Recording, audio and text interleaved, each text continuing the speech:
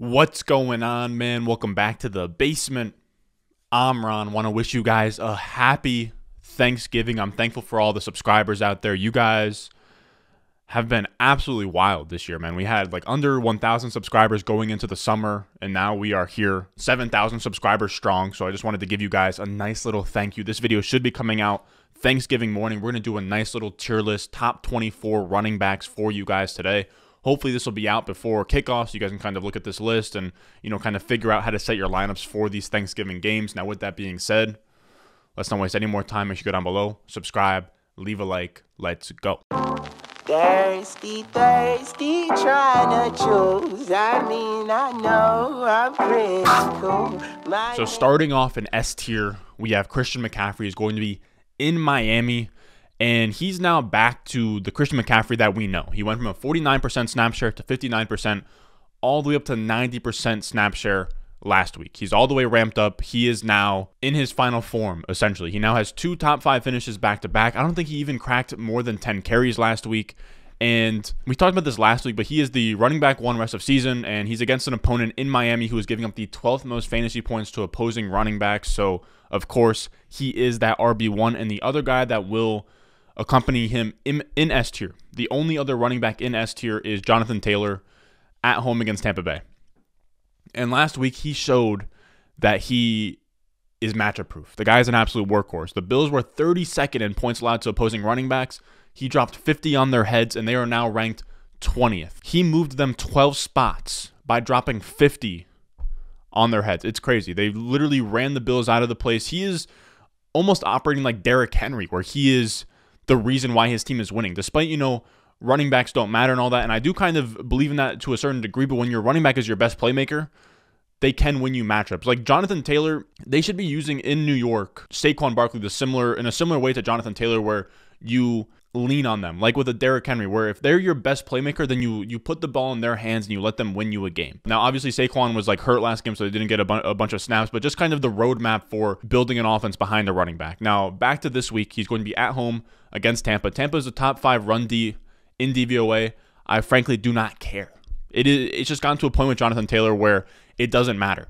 It just doesn't matter. He's now in the 80% plus snap share range where he's getting a full workload. He is that guy. Now, moving to A tier, we're talking about running backs that are still really firm RB1s, but just not guys I would put in that, transcendent type tier. And the first guy we're going to talk about is Austin Eckler. He's going to be in Denver. And I think you could say Eckler belongs in S tier after a 41-point week, but, there's still that small gap between him and JT and CMC. And the reason for that is just volume and consistency week to week. Eckler, even though he's giving you weekly upside, he isn't consistently giving you, 25 plus points. This week he has Denver. They're not amazing against the run. It's pretty much a neutral matchup. So I like him as RB3 this week. Moving on to RB4, we have Dalvin Cook, who's going to be in San Francisco.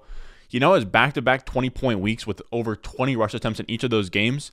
I will say, though, he's been pretty inefficient on all this volume. He is now minus 2.4 fantasy points over expectation per game. That's how much he's underperforming on a weekly basis. Even though he's now scoring 20 points back-to-back, he is only the RB13 in points per game. Now, some of that is because of injury and leaving games early, but he hasn't been, the same game record that a Eckler, Jonathan Taylor, or Christian McCaffrey has been so far. But he is, shaping up to be a guy who's going to get a bunch of volume and be just fine for fantasy in the same way that Naji Harris is. And again, Dalvin Cook is playing against San Francisco. It's not a great matchup. The 49ers allow the 3rd least fantasy points to opposing running backs, but with a Dalvin Cook, you just lean on the volume. Then moving on to Naji Harris, who's going to be in Cincinnati. He leads the NFL in expected points per game. So the amount of points that he would score in a given game just based off on how many touches, where his touches are, so at like the goal line, his receptions, his targets, he would be the leader in points per game according to expectation, but he is leading the league in negative fantasy points over expected per game. Now, if you want to say that's not a talent issue, it's an offensive line issue, it's a coaching issue, Ben Roethlisberger issue, I don't care. It's just that he is pretty much making his money on a lot of volume while being inefficient. So that's what kind of keeps him, even though he has all the volume in the world, that's what keeps him out of S tier. Regardless, though, this is a really good matchup. He's going to be playing in Cincinnati, who allows the 11th most fantasy points to opposing running backs. So he is a top 5 running back in that A tier. Then we'll have B tier, who is just kind of a small next step from those running backs. These are still, firm RB1s. And the first guy that we're going to talk about is RB6. Deandre Swift is going to be at home against Chicago. And he's now the RB7 in points per game on the year, and he just had his first game of the season where he finally looked like a good runner. All year, dude, he has been this guy where his receptions and his targets have really carried him. Like, he's been struggling to get over 5 yards per carry in a game. He's been struggling to break 50 yards, rushing in general in a particular game. He's broken that, I think, like once or twice this season, but he finally last week really found his stride on the ground. He had 14 carries for 136 yards and a touchdown. Now, he did go back to a part-time role with Jamal Williams, but even then, it didn't change a ton. He still had a great fantasy day. I still like him as a high-end RB1 against the Bears. I think this is going to be a Thanksgiving game for sure. The Andy Dalton versus Tim Boyle Bowl. So that's going to suck, but Tim Boyle should probably funnel targets to Deandre Swift, and the Bears are allowing 140 total yards per game to opposing running backs, so I like Deandre Swift in this matchup. Then at RB7, we have Joe Mixon, who's going to be at home against Pittsburgh. Mixon's been on an absolute tear. Now, he has had 6 touchdowns in his last 3 weeks, so he is a little bit touchdown dependent, especially given the fact that he now only has 2 games on the season with over 100 rushing yards. Again, nothing too concerning because he has been producing. He has 4 top 5 finishes in his last 5 weeks, but he isn't winning in the reception game or, just in the efficiency game, which means week to week he's going to be a little bit boom or bust. You have been on the positive side of that recently. I think that it probably continues here. He's going to be at home against Pittsburgh. The Pittsburgh defense isn't really what it used to be. Like, they still do have TJ Watt and they have pass rushers and they have dogs, but they're allowing the 9th most fantasy points to opposing running backs, so I don't hate the matchup as much as it seems not so great on paper. Then we have Ezekiel Elliott at RB8, who's going to be at home against Las Vegas, another Thanksgiving game. And I think that the Cowboys, they're pretty embarrassed after what happened last week. They came out against the Chiefs. They were supposed to, go out there full blazing, put up an absolute gun show, and they went soft. There was nothing happened. They scored 9 points. Dak Prescott didn't have his best day, and they had a similar game to this when they played against the Broncos 3 weeks ago. They lost to the Broncos, and they come out after that. They beat down the Falcons 43-3, where they just had, all this pent-up aggression, come out there, kill the Falcons. I think that this is what we see this week. They come out here against Las Vegas at home, and they just stomp them. I'm thinking 35-14. Just absolutely stomp them. CeeDee Lamb is, trending towards playing at this point, but I imagine they still probably lean on the run. The Raiders are allowing the 7th most fantasy points to opposing running backs, and now Ezekiel Elliott, he did have an injury last week, but he's been a full participant in practice. I think he will be just fine. To round out this tier, we have Nick Chubb, who's going to be in Baltimore. And originally, I actually had him at the top of this tier, but now it seems like Kareem Hunt's going to be back. He plans on playing this week. Do I think that Kareem Hunt's going to take away a huge chunk of the volume and be like an RB2 on the week? Not really, but I think it takes just enough volume away to, bump him down a few spots. Now, Nick Chubb has had top 6 finishes in his last 2 games. Both only had, 60% of the rushes about, so he doesn't really need to have all the carries and all the volume in the world to still succeed. So that's why it's not really the end of the world if Kareem Hunt does play, but I still just, temper expectations a little bit as a back-end RB1, especially given the fact that the Ravens are 6th in rush defense DVOA according to Football Outsiders. So that's a pretty tough matchup, kind of just a classic, NFC North or AFC North clash. Hopefully it's kind of like the game, Lamar versus Baker on Monday night last year. That was a really, really good game when when Trace McSorley came in for 2 plays, tore his ACL while Lamar was, either shitting in the back room or getting IV pumped into him. But regardless, it was a good game, so this could be a high scoring game. Then we're moving on to C tier here, and I'm probably doing A.J. Dillon a disservice if I'm being honest. A.J. Dillon, at RB10 this week, probably should be higher, maybe even in the next tier, but he didn't smash last week. He had 15.7 points in PPR, which is great, but it's not, undeniably he needs to be here. So that's why I feel better about having him in this, fringy RB1 tier. He did see 6 receptions, though, which was massive. It was honestly the rushing that kind of disappointed, but he saw 6 catches, which is what we want. In this game, Rams versus Green Bay Packers, for whatever reason, it's only a 48-point over-under. I'd be smashing that. I think that this is probably going to be where we see a ton of fireworks, a ton of scoring. The Rams versus Packers, I don't know why I'm kind of on an island thinking that this is going to be a high-scoring game, but I like them to crack 50. I think A.J. Dillon is going to get a ton of goal line work. He's going to be just fine this week. I like him as an RB, a back-end RB1. The Rams are great against the run, but again, A.J. Dillon will get involved in the passing game. He's going to get the goal line work. He's going to be fairly efficient, so I do like A.J. Dillon this week. Now, moving on from that, we're going to be a little bit ahead of consensus on Saquon Barkley as our RB11 this week. He's going to be at home against the Philadelphia Eagles, and he disappointed last week, right? But I'll say this much. One, I believe that he had 6 receptions, so he was used really heavily in the passing game. And the second thing is that he was working back from injury, only saw 62% of the snaps, 50% of the rush attempts. That should all grow as he gets healthier from this injury. I imagine they're going to ramp him almost all the way up this week. So I'm going to continue to be more bullish on Saquon than the market. That's why I have him at RB11. And the Eagles are a much more run-friendly defense than the Buccaneers. The Eagles are the 21st best defense against the run. So pretty much, average to below average against the run. At 12, we have David Montgomery, who's going to be in Detroit Thanksgiving Day. And I love this matchup. The Lions are giving up the 4th most fantasy points to opposing running backs. Trey Flowers and Deshaun Hand. This is a real, hand in the dirt type take where Trey Flowers, Deshaun Hand, their interior defensive linemen are hurt, banged up. They might not play, so they're dealing with injuries. They're already giving up a ton of points to opposing running backs. And David Montgomery is getting a Naji Harris type workload, but he's being even more inefficient with it. 85% of the opportunities, he's getting that Naji Harris type workload, so I like him in this matchup. This is a game where they can come out there. They can even win by like 7-14 and, give David Montgomery all the touches he needs against a soft defense. So I do like him as a fringe RB1 for the first time in a long time. Then at 13, we have James Robinson, who's going to be at home against Atlanta. He's still working back from his injury. He had a heel injury, I want to say 2-3 weeks ago, but he still finished top 20 in the last 2 weeks. But I like this matchup a lot, given the fact that I think that he's going to be worked back in to full health, full workload as soon as this week. And Atlanta gives up the 8th most fantasy points to opposing running backs. So I like James Robinson to kind of, dice up this team at home. I think that this could be one of those junk games where it's Falcons versus Jaguars. You could just see like one of those weird shootouts, where it's like 34-28 before, you even look, and it's just like two, back-end teams just kind of duking it out. You could see that for sure. Now, the man who was replaced by James Robinson at RB14, we have Leonard Fournette, who's going to be in Indianapolis. And his usage has been great. He didn't have a great week last week, but even in a game where they were, playing against the Giants, they were up big, Ronald Jones got a ton of looks, he still saw 6 targets, even though the rushing was low. So his usage is pretty insulated either way. He's either going to get a ton of carries or he's going to get a ton of targets. It's hard to tell which is when, but even in a tough matchup in Indianapolis, I still like him because Fournette is just insulated to get 15-plus touches on a great offense. That's all you really need to bet on, even though the Colts have the 2nd best run defense according to DVOA.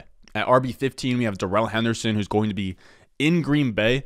And quietly, Darrell Henderson's been starting to slip. He scored outside the top 24 running backs in back-to-back weeks now, and he now has 3 weeks hovering around 45-56% of his team's rushes, which isn't, that bell cow role that we saw earlier on in the season where it was like 80% plus. He's now, kind of getting mixed in with Sony Michel. He isn't that same bell cow that we kind of got, sold on earlier on in the season. Now that could change. He could play his way into a better role. He has a fine matchup in Green Bay, which should be a high-scoring game, like I'm saying. So I don't hate him. He's still a mid-range RB2, but he's no longer, a guy that's in play for like top 12 consideration.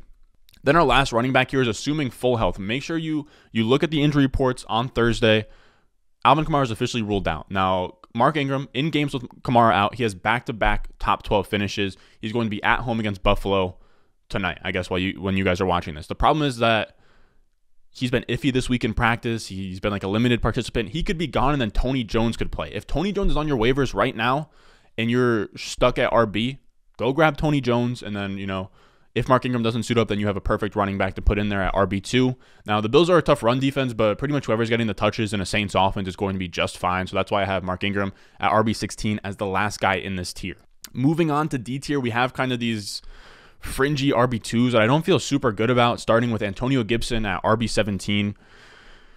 He's tough, man. I hate his role. I hate his role at this point. He saw last week less than 50% of the rush attempts, and he saw 0% of his team's targets. And this was in a competitive game against the Panthers.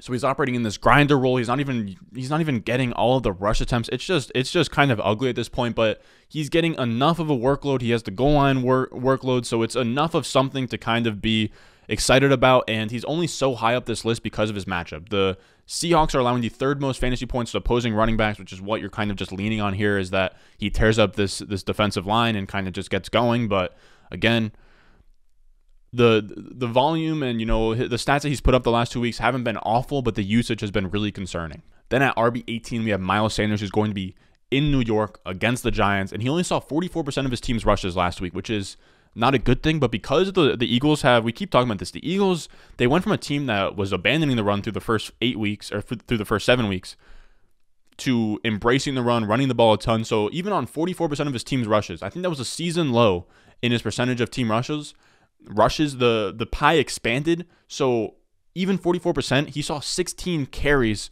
which set a season high. So now with this team much more committed to the run, and with Jordan Howard gone, he's much more likely to see, even more rushes, because at 44%, if he's seeing 16, now if that creeps up to 60% with Jordan Howard gone, we could see him having 20 carries in a game. And at that point, he's must play. The Giants are also allowing the 5th most fantasy points to opposing running backs. If you want to put Miles Sanders ahead of Antonio Gibson, I wouldn't hate it. Now that I'm even reading it out loud, I think once I'm going to finalize the rankings tonight, I'll probably have him ahead of Antonio Gibson. Then at RB19, we have Josh Jacobs in Dallas. He's been in such a weird role recently. He saw 28% of the targets, and he's handled a lot more of the passing work than he has in years past. And it's so weird with Josh Jacobs because he came out of Alabama advertised as this like pass catching Alvin Kamara guru, and then he comes in and just like a between the tackles grinder. Now, whether that's like John Gruden doing that or if that's just his true skill set, we'll honestly never know. But he has been handling a lot of targets recently. He's now averaging his most targets per game we've ever seen, which is huge for Josh Jacobs. It's now that the rushing has gone down. He saw less than 50% of the rush attempts last week. So the problem is that he's kind of getting utilized, in this weird role where he's not seeing enough targets like a Deandre Swift where it can discount the lack of rushing, but it's not enough rushing to, make up for the lack of targets. So he's in this weird, limbo spot, and he's shown to have zero ceiling at all. He has no games over 20 points at this point. He's playing in Dallas. I think that he is, a decent bet for he's a decent bet to kind of fall into the end zone. That's pretty much what you're hoping for with him as a back-end RB2. Then we have Elijah Mitchell, who's going to be at home against the Minnesota Vikings. And feel free to put Jeff Wilson here if Elijah Mitchell doesn't play. But the Vikings allowed the 10th most fantasy points to opposing running backs. If Elijah Mitchell is healthy, he is the lead guy. If he is not, then Jeff Wilson is the lead guy. And they're both, firm, top 24, top 20 plays depending on health. Now moving on to E tier, we have Damian Harris who's going to be at home against the Titans. And this is an interesting little bit from Dwayne McFarland. A lot of these stats that I pull are from Dwayne McFarland's article he released every week, the utilization report on PFF. I genuinely think it is probably the most must-read article in all of fantasy. That's a free promo. I don't work with PFF. I don't think that Dwayne McFarland even follows me on Twitter or even knows who I am. But Dwayne McFarland, at Context Matters on Twitter, one of the sharpest dudes out there. Now, he has Damian Harris for 50 to 60% of the rushes before injury. Last week, he had 32% of the rush attempts, in a large part because Ramondre Stevenson took the garbage time carries to, salt away the game. I believe he said he had 42% of his total carries, Ramondre Stevenson, on the last 2 drives of the game, which isn't a terrible thing because, okay, it's garbage time, whatever, who cares? Well, the thing is that it matters with Damien Harris because he doesn't see a ton of targets, right? He's a between the tackles grinder type, which means he makes his bread. Like where he becomes an RB2 are those last 2 drives where he goes from 12 carries to 16 to 20 because they're up 14 and Damien Harris is just kind of grinding the clock away. That is a lot of what brings his value about. Now he's still going to be RB21 this week, but it's just something to keep an eye on. This is a neutral matchup against Tennessee.